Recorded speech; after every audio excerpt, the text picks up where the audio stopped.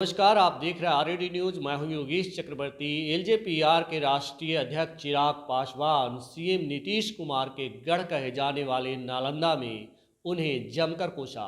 मौका था लोक जनशक्ति पार्टी रामविलास के मिलन समारोह उत्साह जनसभा का। इसका आयोजन नालंदा जिले के बिंद प्रखंड के हाई स्कूल मैदान में किया गया। राष्ट्रीय अध्यक्ष चिराग पासवान ने कहा कि बिहार अगर बर्बादी के कागार पर आकर खड़ा है, उसके सबसे बड़े जिम्मेदार मुख्यमंत्री नीतीश कुमार हैं। मुख्यमंत्री नीतीश के गृह क्षेत्र नालंदा में आकर मुझे दुख के साथ कहना पड़ रहा है, हम लोग मजबूत होने के बावजूद जात पात की राजनीति में बैठ चुके हैं। बिहार के मुख्यमंत्री नीतीश कुमार ने हम लोगों को जात पात की राजनीति में बैठाकर ठगने का काम किया है। सुनिए और देखिए नीतीश के गढ़ में चिराग ने किस तरह हुंकार भरा। आज मुख्यमंत्री जी के गृह जिले में मौजूद हूं मैं। उनके गृह जिले में मौजूद होने के बावजूद मुझे इस बात का दुख होता है, अफसोस से मुझे कहना पड़ता है कि जिस सोच के साथ, जिस उम्मीदों के साथ हम लोगों ने मुख्यमंत्री नीतीश कुमार जी को चुना था, मुख्यमंत्री जी ने सिर्फ हमें बांटने की राजनीति में उलझाया। पर विकास के मापदंड पर आज भी नीति आयोग कहता है कि भैया हर मापदंड पर बिहार पीछे है, हर मापदंड पर बिहार पिछड़ा है। तो अगर इसके जिम्मेदार मुख्यमंत्री नीतीश कुमार जी नहीं है तो और कौन है? इसीलिए साथियों, आज ये आग्रह करने आया हूं आप लोगों से, आज ये आग्रह करने आया हूं। बहुत हुई जाति की राजनीति, बहुत हुई धर्म मजहब की राजनीति। जरूरी है कि हम सब एकजुट हों।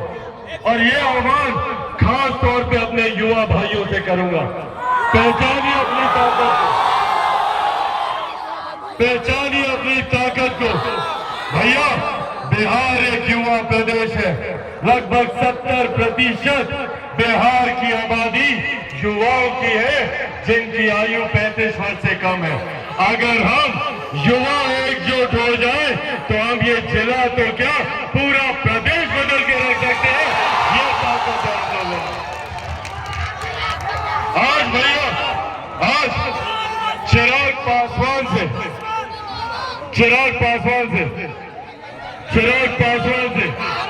मुख्यमंत्री जी को इतना बैर क्यों होता है भैया? चिराग पासवान का क्या कसूर है? क्या कसूर है चिराग पासवान का? चिराग पासवान का यही कसूर है ना कि चिराग पासवान बिहार में शिक्षा की बात करता है, बेहतर रोजगार की बात करता है, बेहतर स्वास्थ्य सेवाओं की बात करता है। और जब बिहार के विकास की बात चिराग पासवान करता है तो चिराग पासवान को समाप्त करने का प्रयास किया जाता है, चिराग पासवान को तोड़ने का प्रयास किया जाता है। कैसे तोड़ेंगे भैया चिराग पासवान को?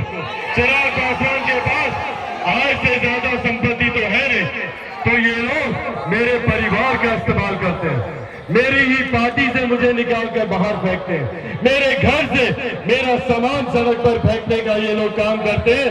सोचते हैं कि चिराग पासवान टूट जाएगा, पर ये लोग भूल जाते हैं कि चिराग पासवान भी शेर का बेटा है, रामविलास पासवान का बेटा। चिराग पासवान ना टूटेगा ना झुकेगा। और भैया डरता तो मैं किसी से नहीं हूं,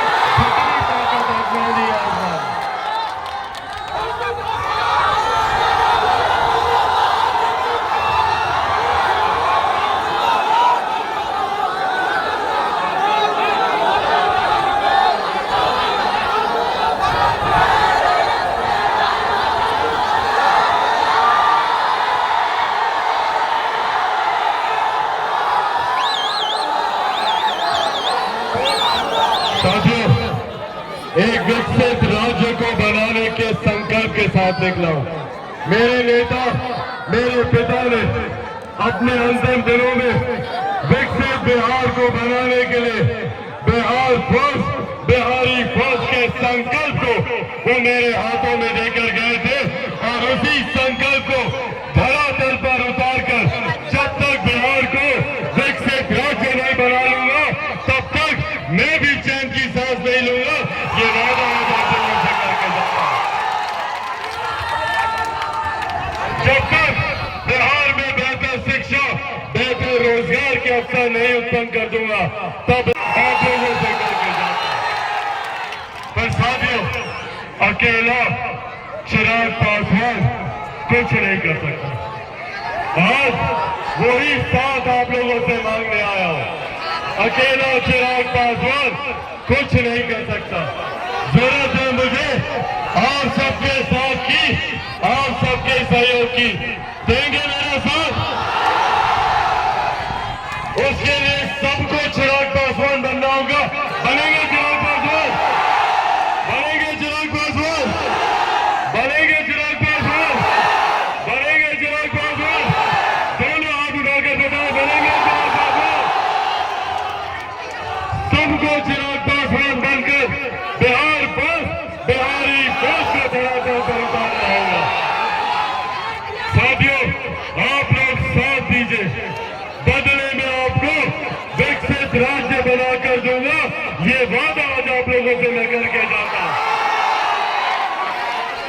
साथियों, कई बड़ी बड़ी शक्तियां हैं, ताकतें हैं जो नहीं चाहती कि बिहार और बिहारी आगे बढ़े। इन लोगों ने तो बिहारी शब्द तक को गाली बना दिया। मैं दिल्ली में रहा, बंबई में मैंने काम किया, वहां पर किस तरीके से बिहारियों को अपमानित किया जाता है, उन पर लाठियां चलाई जाती है। वहां पर मारने से पहले कोई नहीं देखता कि ये किस जाति का बिहारी है, सबको बिहारी समझकर पीटा जाता है। बिहार के खोए हुए गौरव, बिहार के खोए हुए स्वाभिमान की लड़ाई लड़ने लगा निकला हूं। बिहारियों की पहचान की लड़ाई है, बिहारियों के स्वाभिमान की लड़ाई है। हम सब पहले बिहारी हैं, फिर कोई और जाति, फिर कोई और धर्म, और ये बिहारी होने पर हम लोग को गर्व होना चाहिए। इसीलिए साथियों,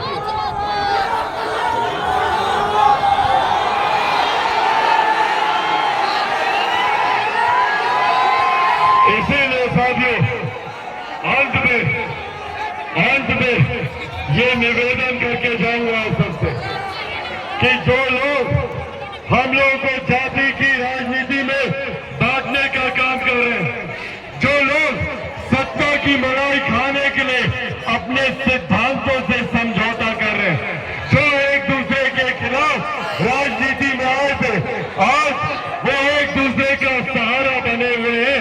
ऐसे लोगों से हम लोगों को सावधान रहने की जरूरत है और एकजुट होकर, एकत्रित होकर।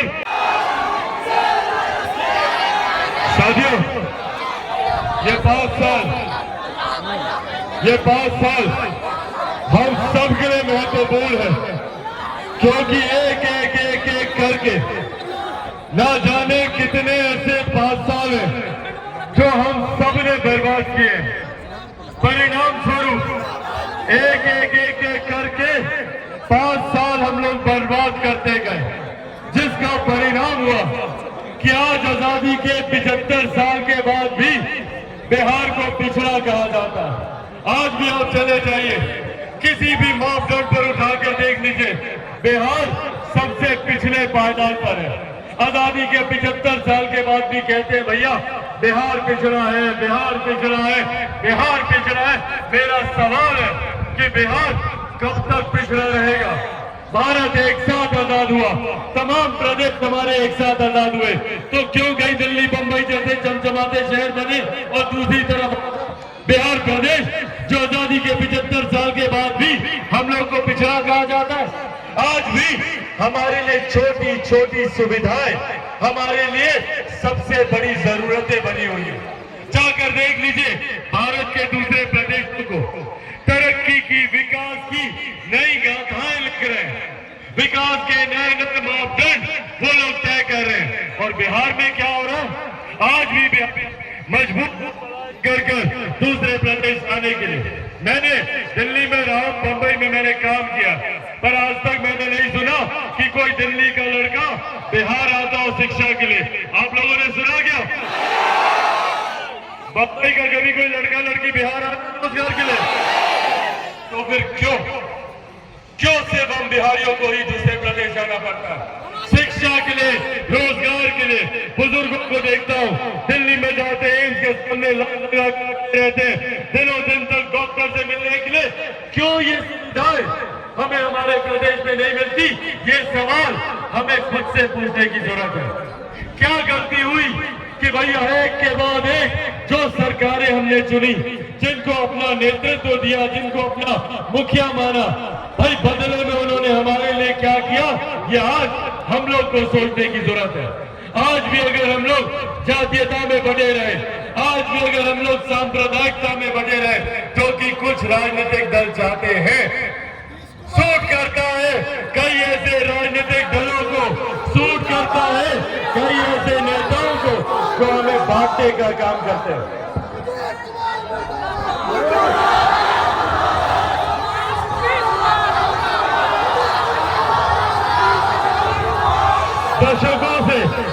दशकों से हमें बांटा गया।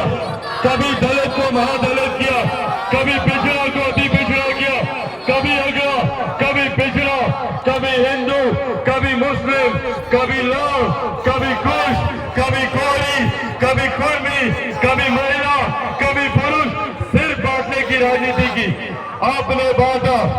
आपने बांटा मुख्यमंत्री जी, हम लोग बटे भी, पर बदले में हम लोग को क्या मिला? क्या हमें बेहतर शिक्षा मिली? क्या हमें रोजगार के अवसर मिले यहाँ पर? क्या हमें बेहतर स्वास्थ्य सेवाएं मिली यहाँ पर? और साथियों, लोग बोलते हैं मुख्यमंत्री सुशासन पुरुष, मुख्यमंत्री विकास पुरुष। हकीकत है, आज अगर बिहार बर्बादी की कगार पर आकर खड़ा है तो उसके सबसे बड़े जिम्मेदार कौन है? कौन जिम्मेदार है? कौन जिम्मेदार है? लगभग 2 दशक से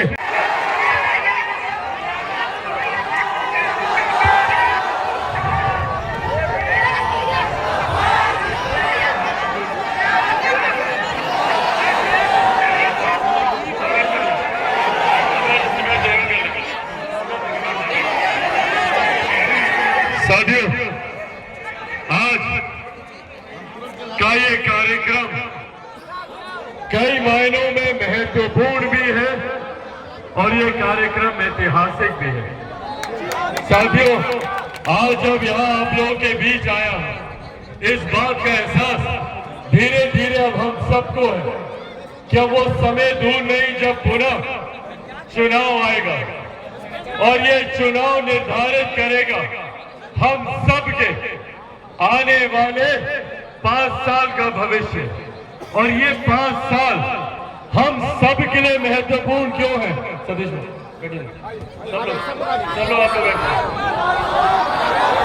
और पीछे हो जाइए, पीछे हो जाइए, पीछे हो जाइए। आप सब लोग थोड़ा सा पीछे आ जाए, यहाँ आगे किसी को मत आना, इधर से खाली इधर से।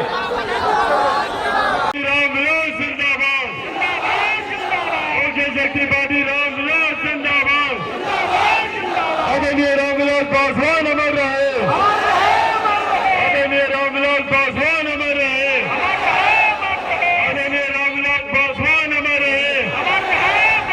बिहार बस, बिहार बस, बिहार बस, बिहार बस, बिहार बस, बिहार बस, बिहार बस, दोनों हाथों से मुट्ठी